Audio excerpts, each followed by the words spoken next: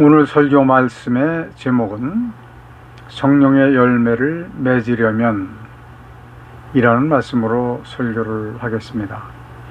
하나님 말씀은 갈라디아서 5장 16절과 22절부터 23절까지 석절을 같이 봉독하겠습니다. 16절 먼저 시작.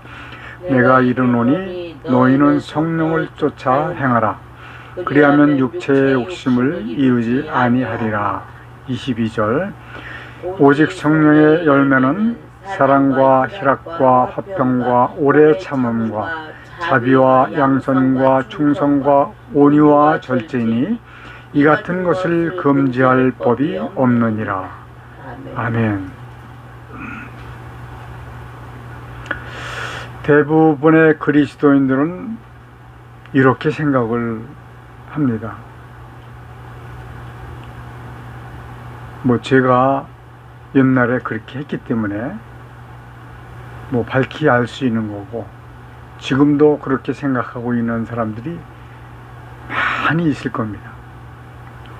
내가 그리스도인이기 때문에, 교회를 다니고 있기 때문에, 예수를 믿기 때문에 선하게 살아야 된다, 착하게 살아야 한다 라고 하는 생각입니다. 그러므로 많은 부분 참으면서 살아가고 있는 것이 사실입니다. 그런데 이렇게 참는 것은 한계가 있습니다. 어느 한순간 참지 못하고 욱하고 올라올 수가 있기 때문에 그렇습니다. 그렇게 되면 후회를 하죠. 그리고 회개 기도를 합니다. 그런데 또다시 이러한 일은 계속해서 반복이 되어집니다. 이렇게 살아가는 것이 일평생 생명 다할 때까지 그렇게 살아가다가 죽게 되는 겁니다. 이러한 일은 기독교인에게만 있는 것이 아닙니다. 모든 종교인들이 다 마찬가지입니다. 불교인이나 기타 다른 종교들이 다 똑같습니다. 그러나 이러한 현상의 삶은 인위적이라고 하는 거예요. 성령께서 인도하심 따라서 하는 것이 아니라 내가 자의적으로 하려고 노력을 하는 것, 그것입니다. 물론 노력을 하는 것은 가상하지요. 그러나 성령의 인도함을 따라서 그렇게 열매가 맺어져야지요. 인위적으로 하는 것은 이렇게 욱하고 올라오게 되면 또 망가지는 겁니다. 그렇기 때문에 인위적이어서는 안 되는 것이다. 그렇다고 하면 성령의 인도하심 따라서 열매를 맺힌다라고 할 것 같으면 그 사람의 삶 속에서 자연스럽게 흘러나와야 되는 겁니다. 그러니까 죽을 때까지 착하게 살 수밖에 없는 상황이 되는 것이죠. 또한 이렇게 되는 것을 성령의 열매를 맺는 것이다 라고 이야기할 수 있는 것이고요. 이렇게 되어야지만 그 열매가 하나님께 연락이 되어질 것이 분명하기 때문에 아주 중요한 내용입니다. 성경에서 말씀하시는 성령의 열매는 오늘 성경 봉독한 것과 마찬가지로 사랑과 희락과 화평과 오래 참음과 자비와 양선과 충성과 온유와 절제라고 말씀을 하셨습니다. 16절에서 말씀하시는 것은 성령의 열매는 육신의 욕심과 상반된다라고 말씀하고 계십니다. 육신의 욕심은 날마다 성령의 일과 반대되는 생각을 하게 되고 그와 같이 행동을 하게 됩니다. 18절에서는 말씀하시기를 성령의 열매를 맺으면 율법 아래에 있지 아니한다 라고 말씀하십니다. 이것을 고쳐서 말씀드린다면 율법을 완성하게 되는 것이라고 말씀드릴 수가 있는 것이죠. 그러니까 성령의 열매를 맺는 것이야말로 곧 율법을 완성시키는 결과라고 말할 수 있습니다. 그렇기 때문에 성령의 열매가 아주 중요한 겁니다.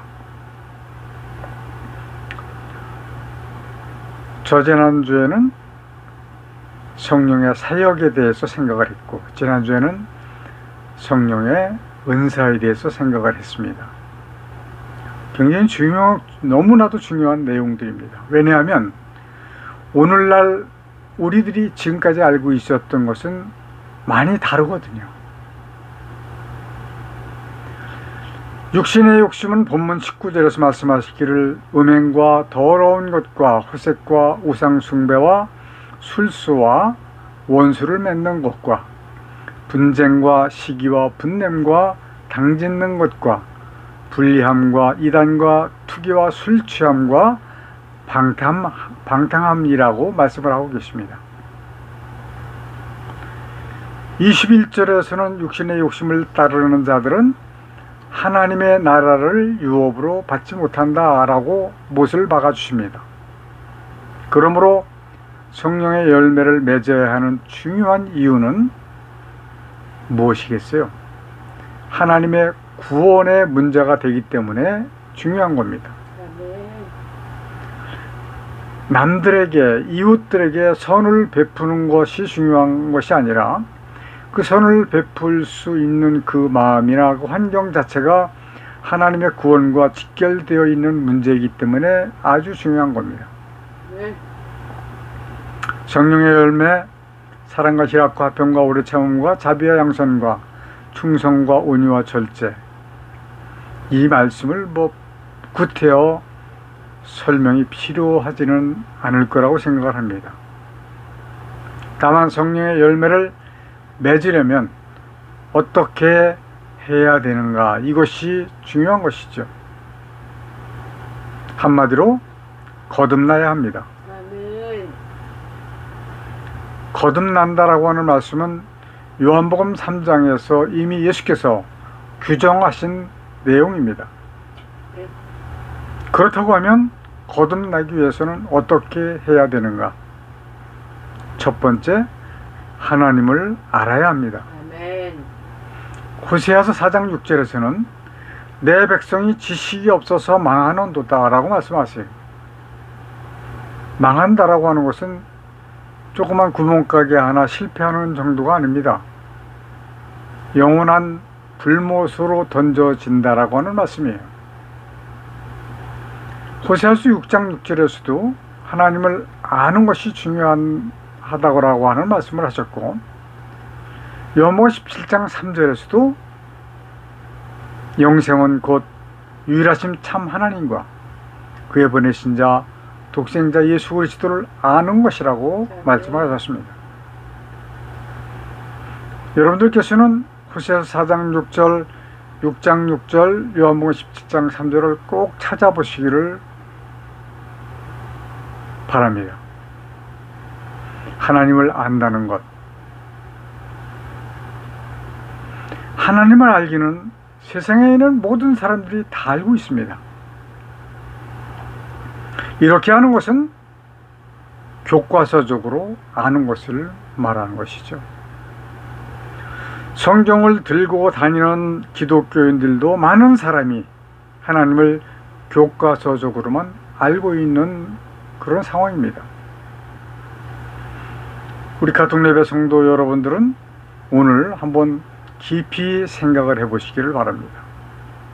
청교도의 유능한 어떤 목사님은 말하시기를, 사람이 하나님에 대해서 아는 바를 기술을 쓴다면 A4 용지 4장은 채워야 된다라고 말씀을 하는 분이 계십니다. 당신도 기억나요?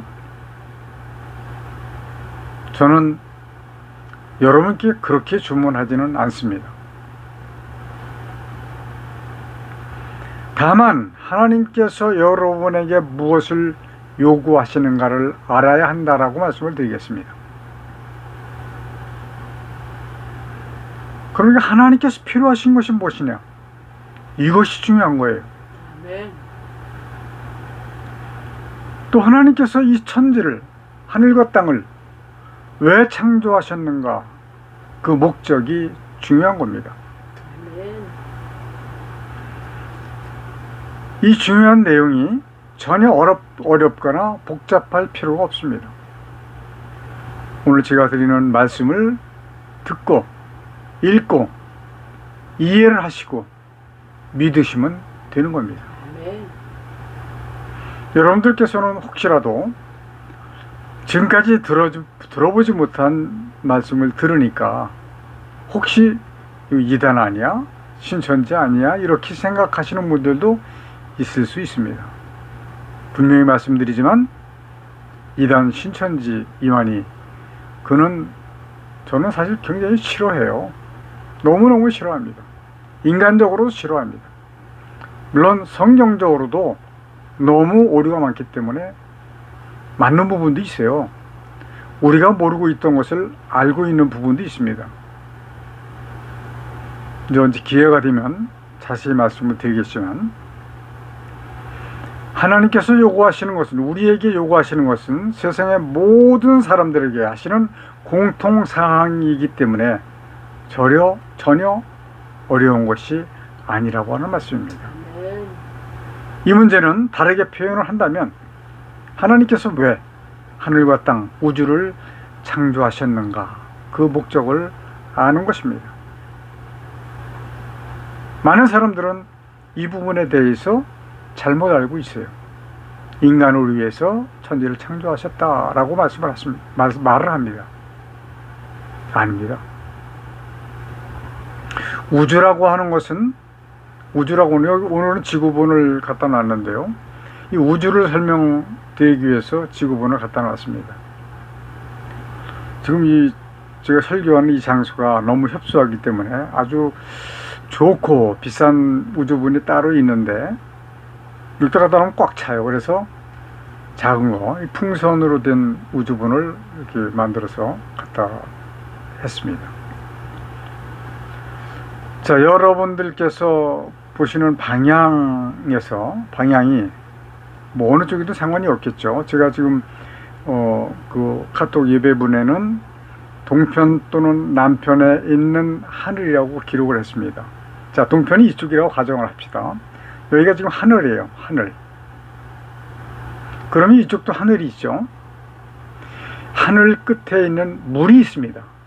제가 이제 이 자료를 이제 빨리 만들어서 여러분들이 딱 보면 저렇구나라고 하는 그 상황을 알아차릴 수 있는 자료를 이제 멀지 않은 기간 내에 제가 만들어서 보여드리겠습니다. 또는 서편이 이쪽이라고 가정을 하자고요. 서편 또는 북편에 있는 하늘 위에 있는 물까지라고 하는 겁니다. 자, 그러니까 하늘 양쪽에는 물이 있습니다. 물이 이 우주를 싸고 있는 겁니다. 이 물은 어떤 물이에요? 하나님께서 천지를 창조하실 때에 땅에 오셨는데 땅을 싸고 있는 물을 둘로 나누셔서 가운데 궁창을 두신 겁니다. 그래서 이 지구를 싸고 있던 물, 땅을 싸고 있던 물이 갈라져서 둘로 나누어져서 이렇게 벌어진 겁니다. 그래서 가운데 궁창이 생겼고, 궁창에 뭐가 만들어졌어요? 해와 달과 별들을 지으신 겁니다. 자, 이 우주의 크기는 이 물과 물까지를 우주라고 할 수 있습니다. 과학자들이 추정하기를 이 우주의 크기가 4천억 광년이다 라고 이야기합니다. 감이 갈 수가 없어요. 1광년이 빛의 속도로 1년 동안 달려가는 거리입니다. 근데 그게 4천억 개예요. 4천억 개. 그런데 그렇게 큰 우주, 이 우주는 하나님의 나라에서 한 점에 불과하다.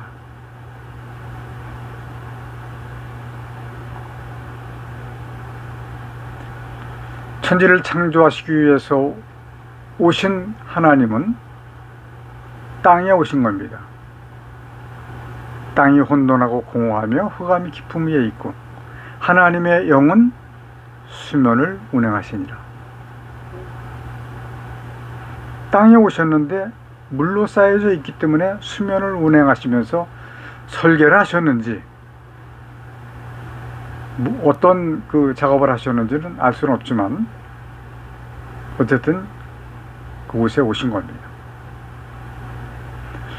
이 땅은 어떤 땅이냐? 하나님을 배반한 마귀를 찍어서 내어 쫓으셔서 찍어 두셨던 곳이 바로 이 땅입니다.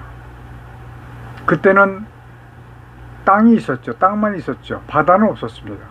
그냥 물로 쌓여져 있던 것이죠. 이사야서 14장 12절에 나오는 말씀이에요. 마귀를 땅으로 찍으셨다. 이 땅은 음부였습니다. 이사야서 14장 15절에도 음부라고 기록이 되어져 있고요. 누가복음 16장 23절에도 음부라고 기록이 되어져 있습니다. 이 음부는 불구덩이였습니다. 이렇게 아름다운 지구가 아니에요. 바다도 있고 나무도 있고 오색 찬란한 그런 세계가 아닙니다. 불구덩이였습니다. 누가복음 16장 24절에 나오는 말씀입니다. 하나님께서는 왜 하필이면 마귀를 가두어 두셨던 땅의 천지를 창조하셨을까요? 아예 마귀를 멸하시기 위해서 그리하신 겁니다. 어떤 사람은 제게 이런 말을 했습니다. 하나님이 전지전능하시다는데 그까진 마귀 단번에 멸하시면 되지 않느냐라고 하는 말을 해요. 저는 참 예수 그리스도를 믿지 않는 사람이기 때문에 설명하기가 참 난처했습니다. 그러나 대답을 하지 않을 수는 없기 때문에 하나님은 공의로우신 분이시기 때문에 그렇습니다 라고 말을 했어요. 자, 단번에 멸하실 수 있는 하나님, 그러나 단번에 멸하시지 않고 이 우주 천지를 창조하셔서 천지를 창조하신 가운데 사람을 통해서 마귀를 멸하시려고 하시는 하나님, 그렇다고 하면 그 중간에 있는 사람은 무엇이냐? 라고 반문하고 이의를 제기할 수도 있을 겁니다. 자, 그렇다고 하면 우리는 분명히 알아야 될 것이 있습니다. 사람은 하나님의 피조물입니다. 네. 피조물 이상 될 수가 없습니다. 누리호를 성공적으로 쏘아 올린 인간이 아니냐고요?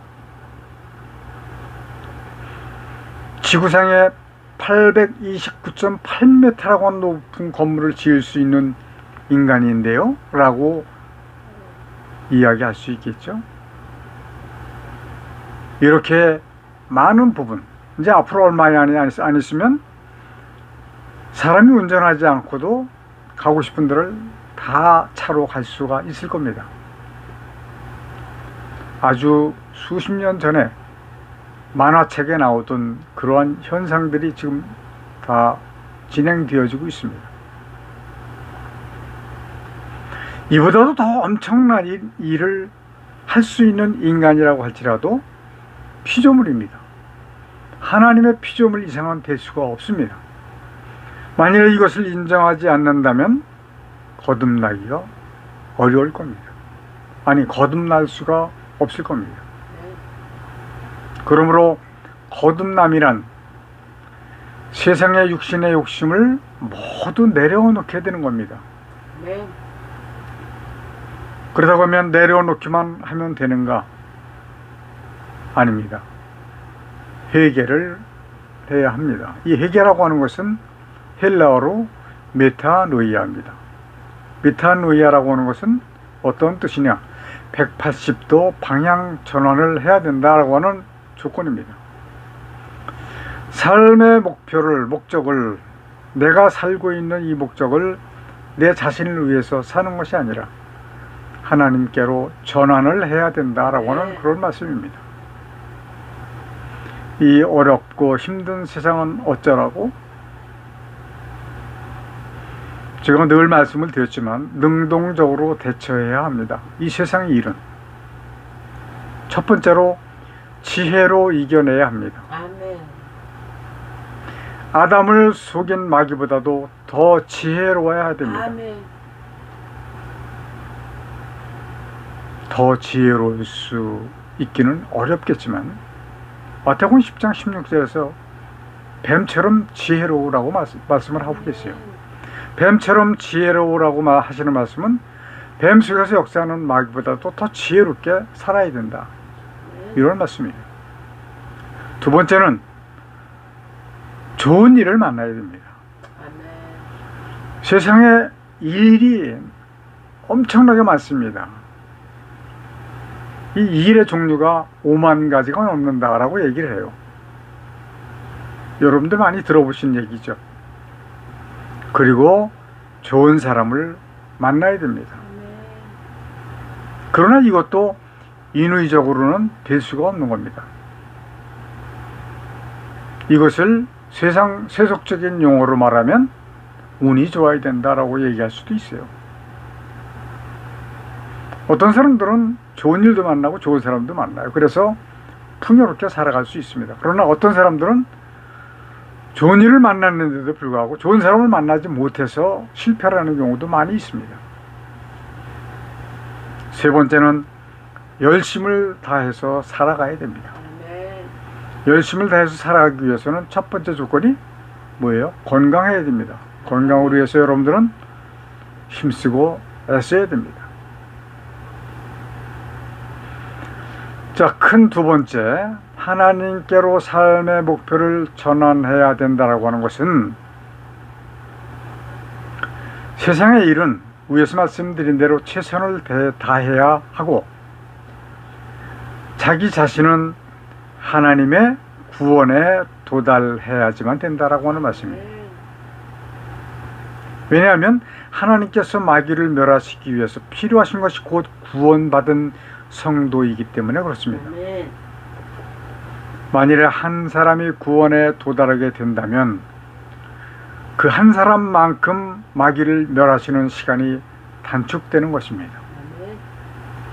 그렇기 때문에 하나님께서 이 세상을 심판하시는 그때를 언제인지 우리가 알 수가 없는 겁니다. 그 구원에 도달한 사람의 수가 언제 찰지 모르기 때문에 그렇습니다. 만일에 오늘 우리가 예배를 드리는 순간, 드리고 마치는 순간 그 수가 찬다면 그 시간에 하나님께서는 이 세상을 정리하실 겁니다. 큰 세 번째, 그렇다고 하면 마귀는 어떻게 멸하시는 것인가? 구원받은 성도의 수가 차게 되면 하나님께서 창조하신 하늘과 땅은 불살라서 깨끗이 없애버리실 겁니다. 베드로후서 3장 7절의 말씀입니다. 바로 그때에 마귀는 영원한 불못 둘째 사망으로 던져지는 겁니다. 바로 그때에 동시다발적으로 마귀의 추종자들도 함께 던짐을 받습니다. 그럼 마귀의 추종자들이 누구일까요? 물론 하나님께로부터 하나님의 나라에 쫓겨날 때 같이 쫓겨나는 자들이 있습니다. 그리고 그들을 마귀의 졸개들이다 라고 이야기할 수 있고, 두 번째는 하나님의 독생자를 믿고 마귀의 굴레 안에 있지만은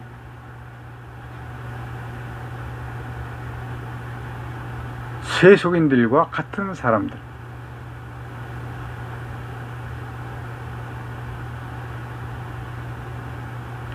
그리고 세 번째는 교회 안에 있는 사람들 중에서 거듭나지 못한 사람들입니다. 이 말씀에 대해서는 여러분들이 거부를 하시든 받아들이시든 관계가 없습니다. 왜냐하면 요한복음 3장 3절에서 또 5절에서 규정을 하신 내용이기 때문에 그렇습니다. 계시록 21장 8절에서도 이 말씀을 하고 계십니다. 여기서 설교상에서 성경 말씀을 다 읽어드리기는 시간이 부족하기 때문에 여러분들께서 꼭 읽어보시기를 바랍니다. 큰 네 번째, 그렇다고 하면 성도들은 어디로 가는 것인가? 십자가에서 대속제물로 죽어주신 예수께서 성도들이 영원토록 함께 거할 곳을 예비하러 가시면서 하신 말씀이 요한복음 14장 1절부터 3절의 말씀입니다. 너희는 마음에 근심하지 말라. 하나님을 믿으니 또 나를 믿으라. 아멘. 내 아버지 집에 거할 곳이 많도다. 아멘. 그렇지 않으면 너희에게 일렀으리라. 내가 너희를 위하여 처소를 예비하러 가노니 가서 너희를 위하여 처소를 예비하면 내가 다시 와서 너희를 내게로 영접하여 나 있는 곳에 너희도 있게 하리라. 아멘. 예수께서 우리가 거할 처소를 예비하셨습니다. 그 처소를 계시록에서는 이렇게 말씀하고 계십니다. 21장 1절부터 2절까지 또 내가 새 하늘과 새 땅을 보니 처음 하늘과 처음 땅이 없어졌고 바다도 다시 있지 않더라. 또 내가 보매 거룩한 성 새 예루살렘이 하나님께로부터 하늘에서 내려오니 그 예비한 것이 신부가 남편을 위하여 단장한 것 같더라. 아멘. 여기에서 보니까 새 하늘과 새 땅입니다. 또 내가 새 하늘과 새 땅을 보니 신천지예요. 새 하늘 신천, 새 땅 신지, 그 신천지예요. 그러니까 이만희가 이 말씀을 가지고 신천지라고 하는 이단을 만들어낸 겁니다. 그러나 그들이 모르고 있는 가장 큰 핵심적인 것은 자신들은 이 땅에서 자기들 14만 4천 명만 권세를 받았어. 10골도 다스릴 수 있는 권세, 20골도 다스릴 수 있는 권세를 받을 것이다 라고 이야기합니다. 조금 전에 제가 어떻게 설명을 드렸어요? 이 땅은 모두 태워서 불살라 없애버리신다고 베드로후서 3장 7절에서 말씀하고 계시지 않습니까? 계시록 21장 10절에서부터 11절까지에서는 이렇게 말씀하고 계세요. 성령으로 나를 데리고 크고 높은 산으로 올라가 하나님께로부터 하늘에서 내려오는 거룩한 성 예루살렘을 보이니 하나님의 영광이 있음에 그 성의 빛이 지극히 귀한 보석 같고 벽옥과 수정같이 맑더라.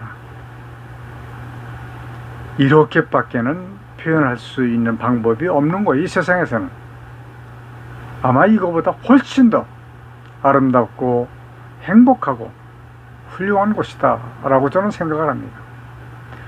잠깐 살아가는 이 세상은 힘들고 어렵고 고통스러울 수밖에 없습니다. 이 새 예루살렘 성, 이곳에서는 행복이라고 하는 그것만으로 죽지도 않고 영원히 살아가는 것, 그것입니다. 바로. 아멘. 즉 하나님의 나라, 즉 천국의 소망을 두시는 아멘. 여러분들 되시기를 축원합니다. 아멘. 이 소망은 거듭남으로 얻을 수 있는 것입니다. 아멘. 참 진리가 되는 거듭남을 얻게 되면 요한복음 8장 32절 말씀, 진리를 알지니 진리가 너희를 자유케 하리라, 이것을 성취할 수가 있는 것입니다. 여러분들은 반드시 거듭남으로 인해서 이 참 자유를 맛보시는 여러분들 되시기를 간절히 축원드립니다. 기도하시겠습니다. 천지 만물을 창조하신 하나님 아버지, 이 세상의 삶이 어렵고 힘들지만 성령의 열매를 맺도록 성령님 함께 도와주셔서 이 세상에서도 참 자유를 얻으며 결국 하나님의 나라를 쟁취할 수 있는 우리 모두가 될 수 있도록 도와주옵소서. 예수님의 이름으로 기도드려옵나이다. 아멘. 마귀를 감금해 놓으셨던 이 땅에 하늘과 땅과 만물을 지으시고 그 가운데 하나님의 뜻을 이루시기 위해 인간을 도구로 쓰시는 하나님의 크신 은혜와 아담의 범죄로 사망 가운데 빠진 인간을 구원하시기 위해 대속 제물로 보내신 독생자 예수 그리스도의 십자가에 설리신 보혈의 은혜와 마지막 심판을 위하여 구원받을 자를 더하시기 위해 복음을 전파하도록 우리와 함께 해주시도록 주께서 보내주신 성령님이 함께 하시는 은혜가 아멘.